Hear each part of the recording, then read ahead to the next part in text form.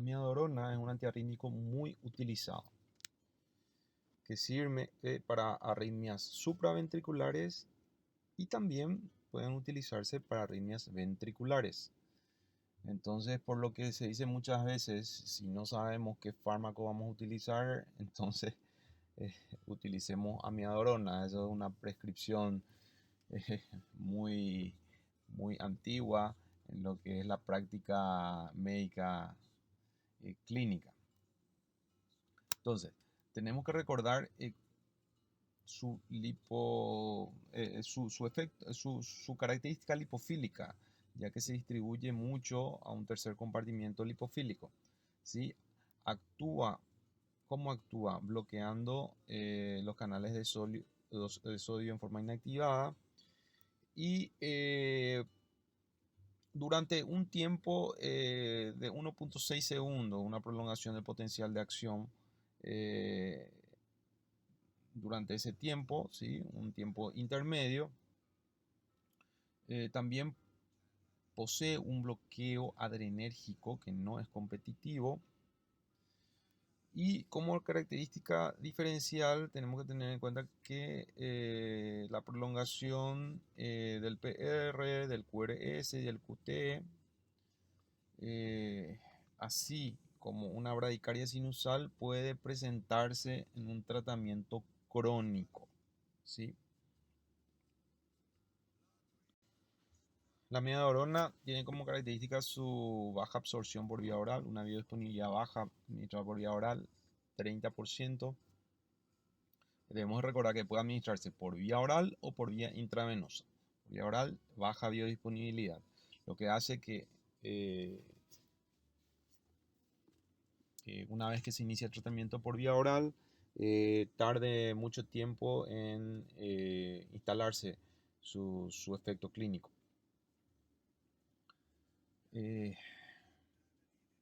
Generalmente este tiempo es de semanas. Bien.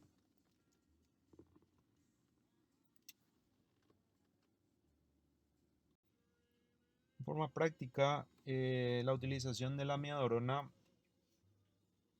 por vía oral podemos dividirla en una para prevención o profilaxis de taquicardia o fibrilación ventricular recurrentes, o sea, pacientes que tuvieron este tipo de arritmia, entonces pueden consumir por vía oral para prevenir.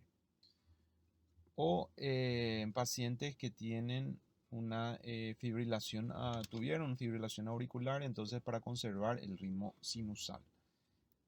Ahora, por vía endovenosa se utiliza para revertir una taquicardia o una fibrilación auricular, supraventricular. Entonces, una taquicardia o fibrilación auricular, que son supraventriculares, entonces se tratan con infusión de carga de amiodarona. Se puede hacer en carga, ¿sí? Y luego posteriormente una dosis de mantenimiento.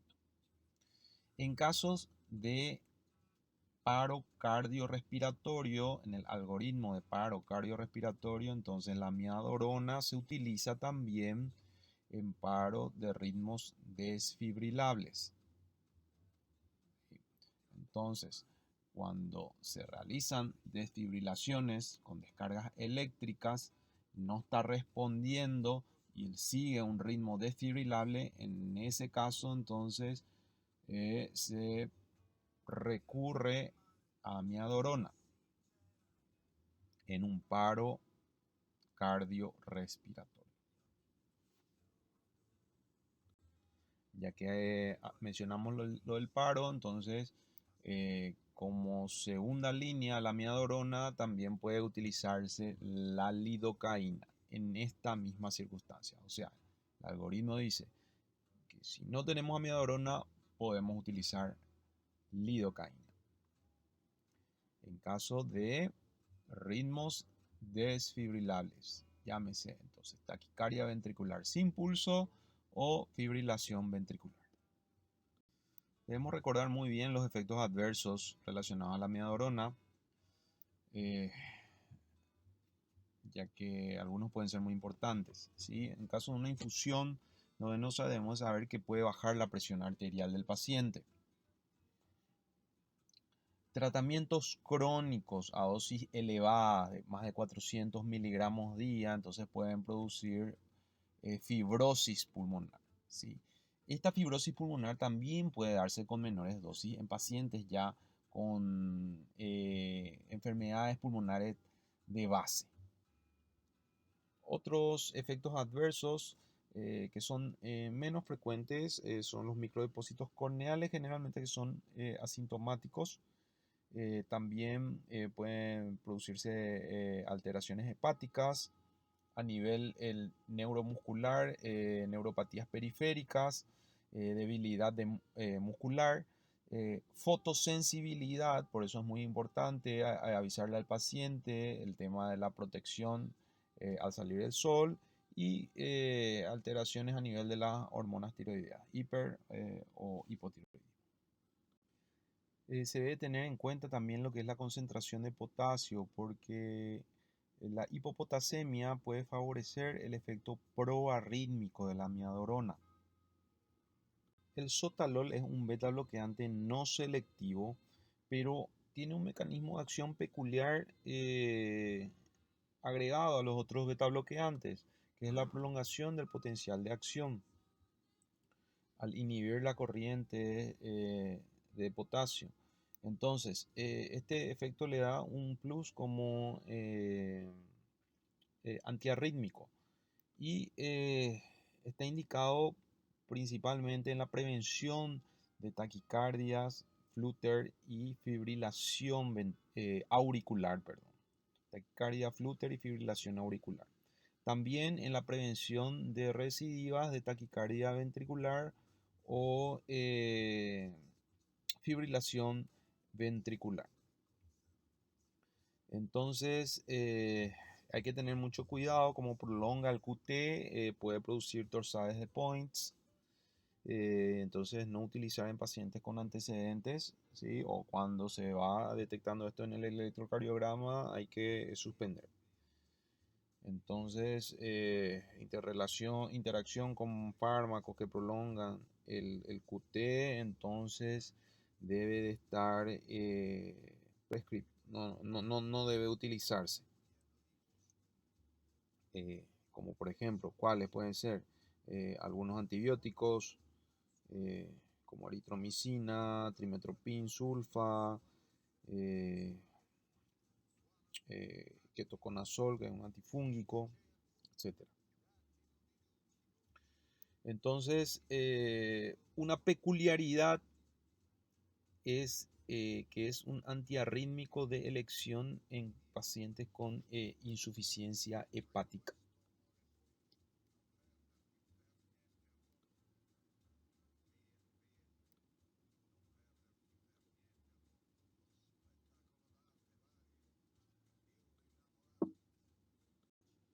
Dentro de los fármacos antiarrítmicos del grupo 4 tenemos a los bloqueantes de los canales de calcio, el verapamilo y el diltiazem principalmente, que ya fueron tocados en otra bolilla.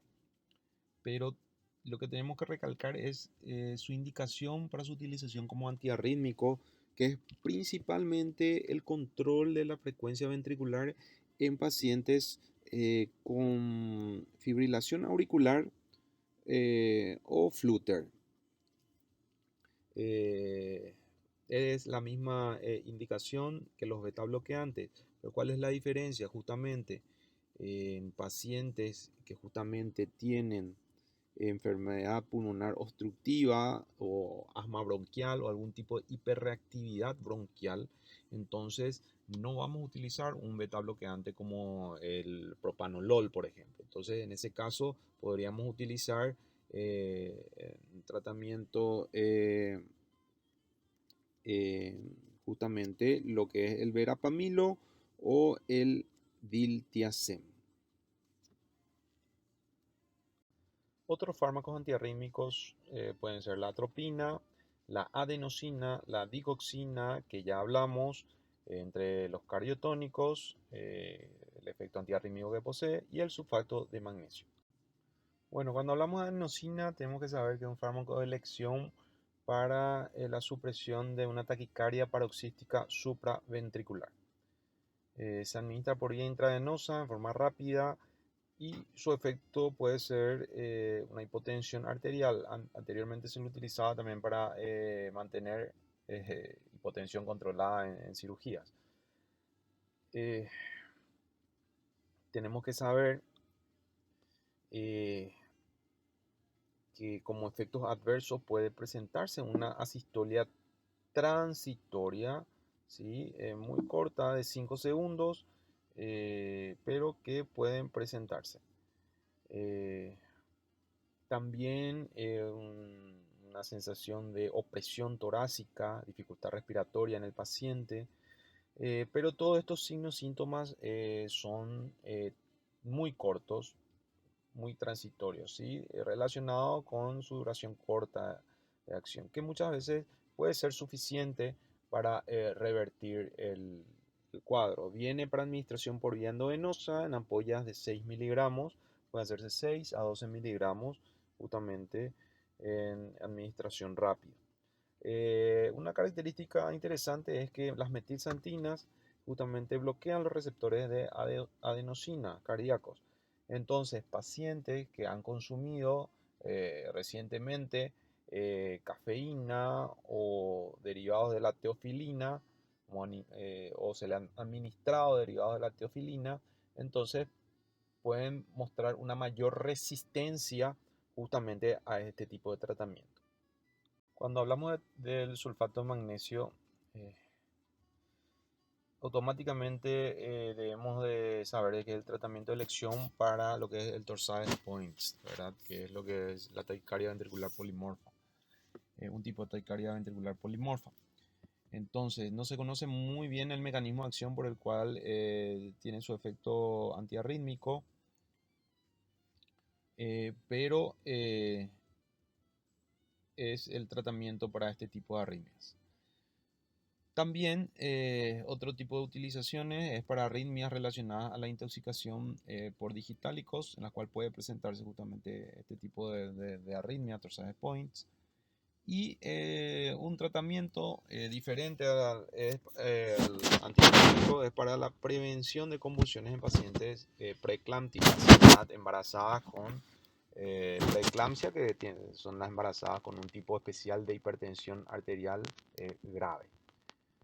También tiene un efecto de relajación muscular y también tiene un efecto analgésico, ¿sí? Son otros efectos característicos del sulfato de magnesio. Y la atropina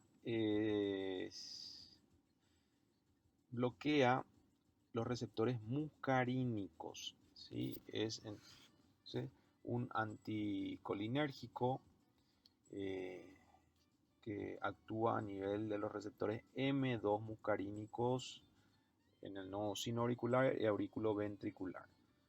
¿Para qué se utiliza la atropina? Para aumentar la frecuencia cardíaca. Entonces, ¿en qué situaciones se utiliza? Cuando existe una bradicardia. Generalmente una bradicardia que produce síntomas. Y también en casos de bloqueos auriculoventriculares. Para finalizar, acá tenemos un resumen de en qué tipo de situaciones no deberíamos utilizar o deberíamos evitar ciertos tipos de antiarrítmicos.